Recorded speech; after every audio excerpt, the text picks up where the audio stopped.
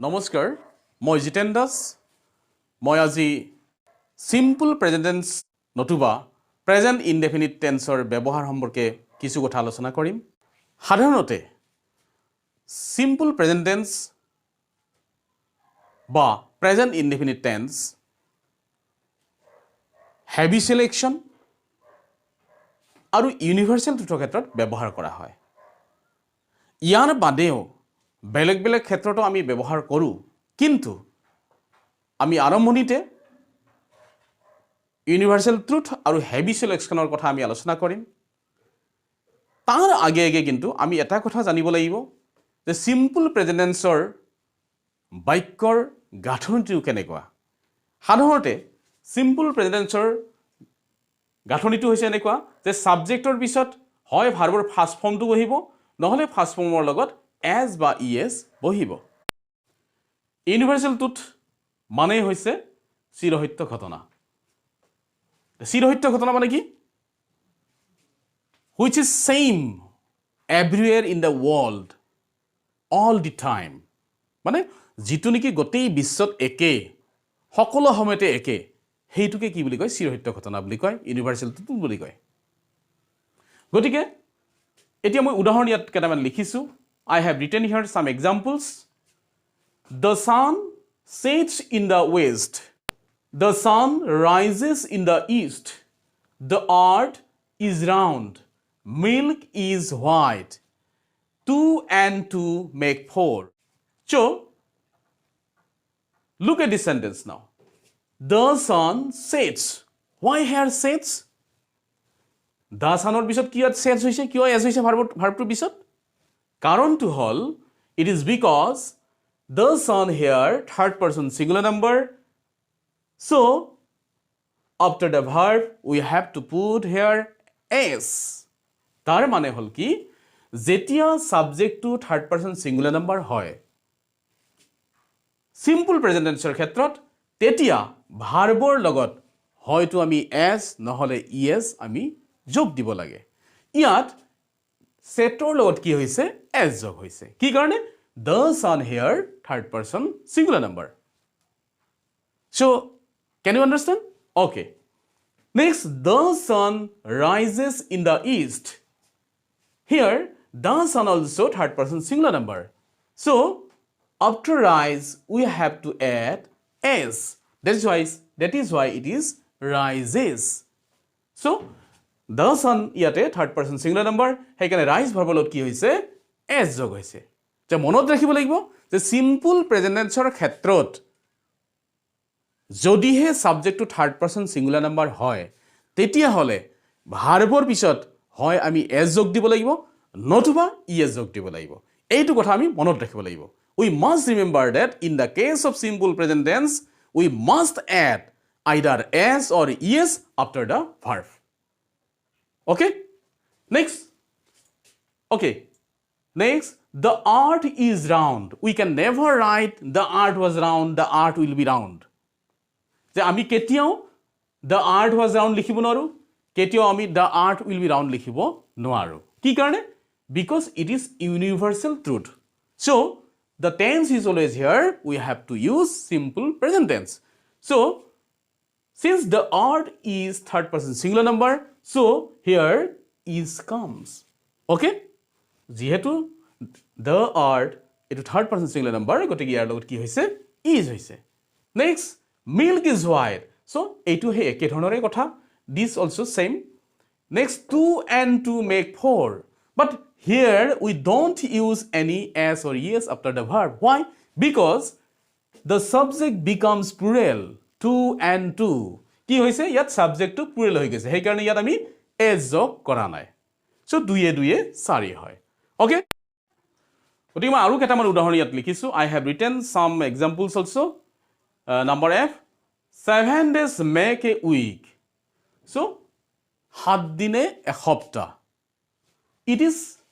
everywhere same in the world that is why it is universal truth 7 days make a week so here make after make we haven't used any s or es why because the subject is here third person plural number not singular so we need not put any s or es That comes to all. That comes to all. That it is third person singular number. That's why we have to use here as after verb. Comes. Next, fire burns everything. So, fire, it is also third person singular number. That's why here we have to use as. Next, children long for holidays. Children long for holidays. Children, child, children. So, this is third person plural number. That's why we have not used any as or yes after the verb long. Okay? Next, every man dies one day.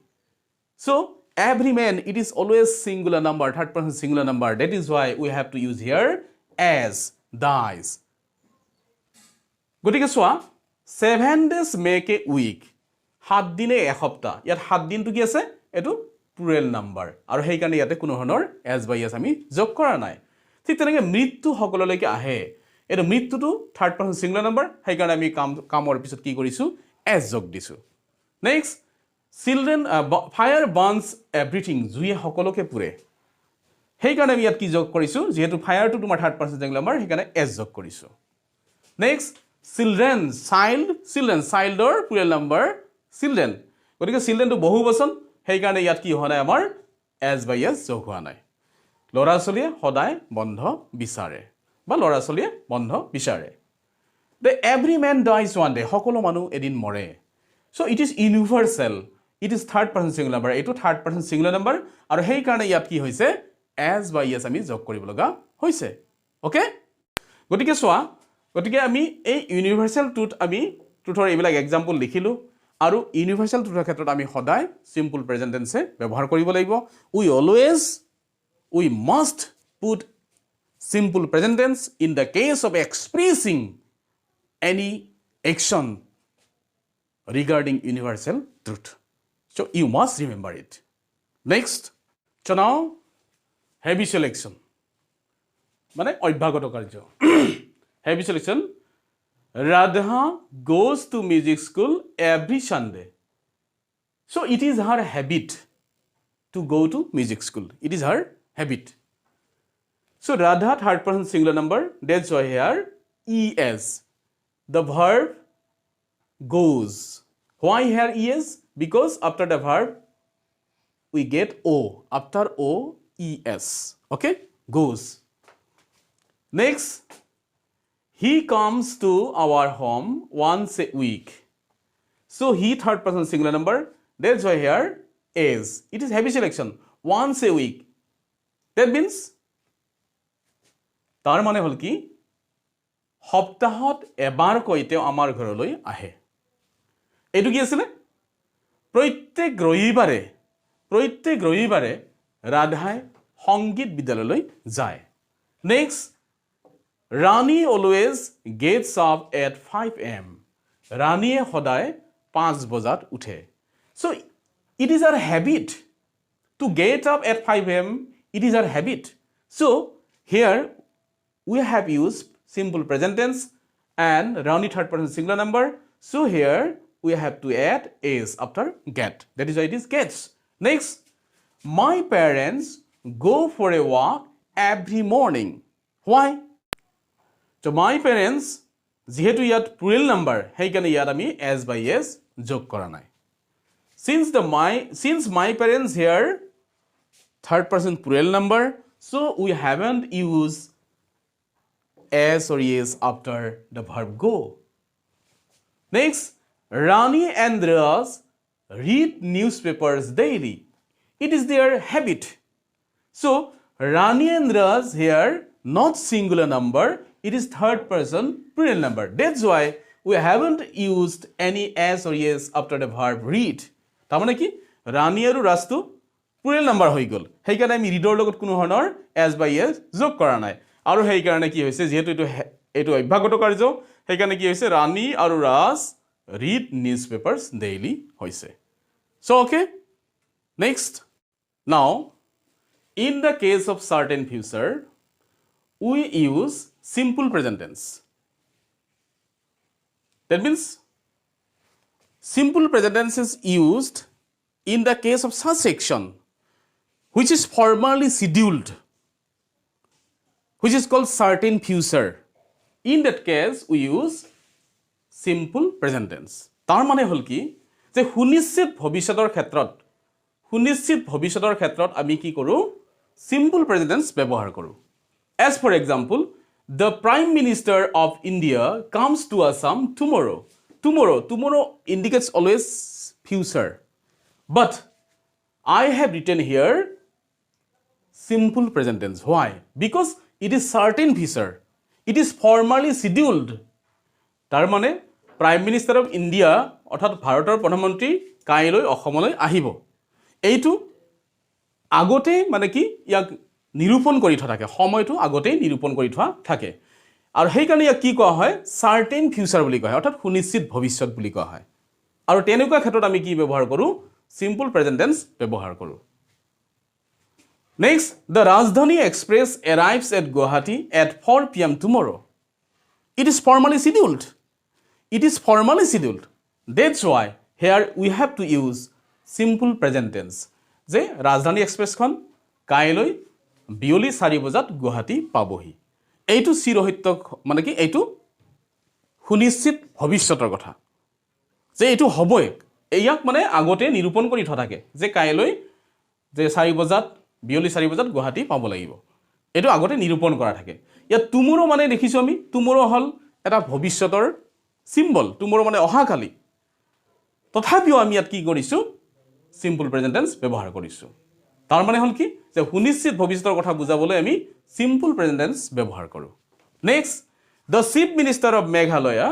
arrives here at 3 p.m. today আজি বিয়লি 3 বজাত মেঘালয়ৰ মুখ্যমন্ত্ৰী এই ঠাই পাবহি so it is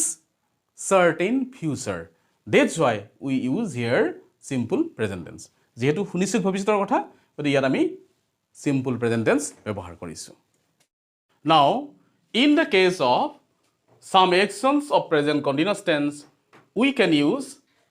simple present tense তাৰমানে কি আমি কিছুমান ক্ষেত্ৰত প্ৰেজেন্ট কন্টিনিউয়াস টেন্সৰ বাক্য আমি কি কৰিব পাৰো সিম্পল প্ৰেজেন্ট টেন্সৰে আমি প্ৰকাশ কৰিব পাৰো বা আমি লিখো as for example look there goes the bus actually here the boy is going there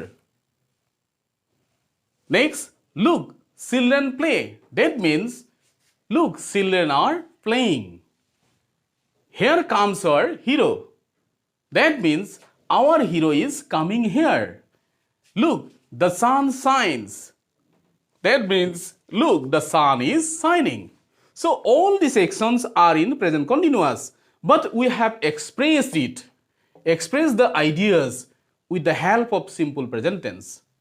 actually in such cases we always use simple present tense though they are the actions of present continuous in actual sense তাৰমানে কি ইয়াত কি হৈছে সোৱা লৰাজনে তালৈ গৈ আছে সোৱা লৰা চলিবিলাকে খেলি আছে আমাৰ হিৰো আমাৰ ইয়ালৈ আহি আছে সোৱা সূৰ্যটোৱে পোহৰ দি আছে দা সান ইজ শাইনিং আসলতে প্ৰেজেন্ট কন্টিনিউয়াস কামবিলাক চলি আছে কিন্তু আমি কি কৰিছো সিম্পল প্ৰেজেন্ট টেন্সৰে প্ৰকাশ কৰিছো সো এনেদৰে in this way we can use simple present tense in various cases so we can use simple present tense in various cases I have mentioned here only four cases first one is universal truth second one is habitual action third one is certain future and fourth one is this one that means we can express the ideas of present continuous with the help of simple present tense গতিকে আমি simple present tense আসলতে বিভিন্ন ক্ষেত্ৰত ব্যৱহাৰ কৰিব পাৰো গতে মই মূলতে আজি ইয়াতে চাৰিটা ভাগৰ কথা উল্লেখ কৰিছো তে বাকি যি থাকিব হেয়া আকৌ মোৰ নেক্সট ভিডিঅত প্ৰকাশ পাব গতিকে আজিলৈ ইমানতে সামৰিছো ধন্যবাদ